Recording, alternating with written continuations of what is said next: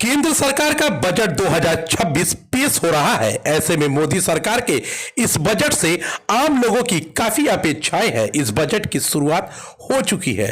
लिहाजा आम लोगों के साथ भाजपा के नेता और कार्यकर्ता भी टेलीविजन पर इस बजट को देख रहे हैं। अभी तक जो बजट का निचोड़ सामने आया है उसमें कैंसर की दवाओं को सस्ता किया गया है, तो वहीं मदिरा पान करने वाले के लिए थोड़ी सी एक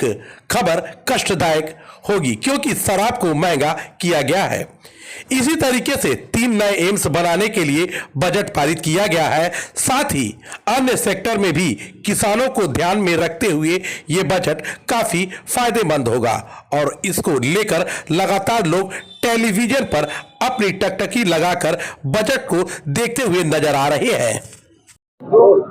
डॉक्टर साहब, बजट 2026 की शुरुआत हो चुकी है कि आप कुछ इस बजट में है और लोगों को काफी अपेक्षाएं थी इस बजट से। देखिए, प्रधानमंत्री मोदी जी के मार्गदर्शन में देश की वित्त मंत्री निर्मला सीतारमण जी ने लगातार 9वां बजट पेश किया है। एक महिला वित्त मंत्री होने के नाते ये एक ऐतिहासिक बजट है जो लगातार 9वां बजट निर्मला सीतारमण जी ने पेश किया है। इस बजट में विशेषकर गरीब, किसान, युवा, महिला, मध्यम वर्ग सभी को साथ लेकर स्पष्ट चलने की सोच है ये बजट। इस बजट में जहां आर्थिक विकास और रोजगार को विशेषकर जोर दिया गया है, विकास की दर को मजबूती देने के लिए, निवेश में बढ़ाने को पर जोर देने के लिए, जहां 14 क्षेत्रों में उत्पादकता से जुड़ी हुई चीजों को प्रोत्साहन देने के लिए 60 लाख नए रोजगार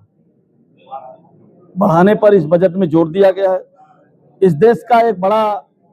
युवा वर्ग है जो एमएसएमई, जो लघु और सूक्ष्म उद्योगों में काम करता है,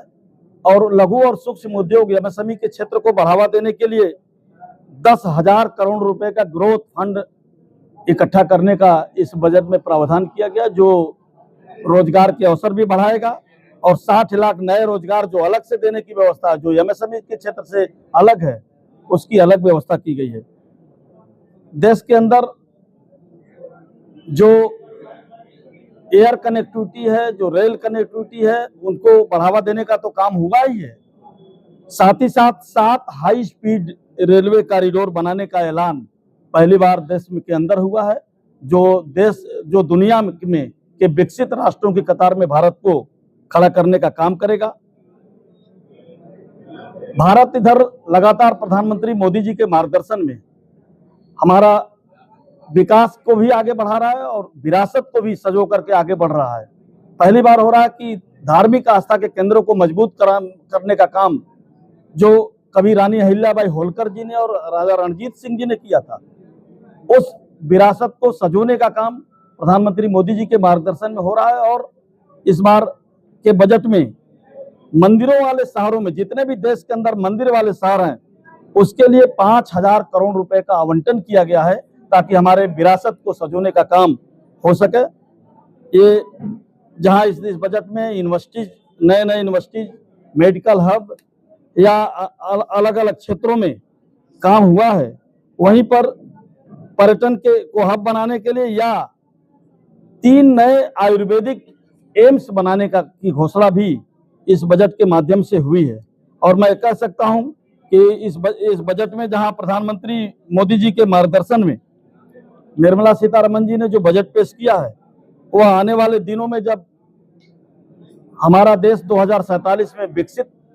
अपनी आज़ादी का 100वां वर्ष मनाएगा, तो यह बजट भारत को विकसित बनाने के लिए 350 से अधिक आर्थिक सुधारों और मेक इन इंडिया पर जोर देते हुए उस विकसित भारत के लक्ष्य को पूरा करेगा।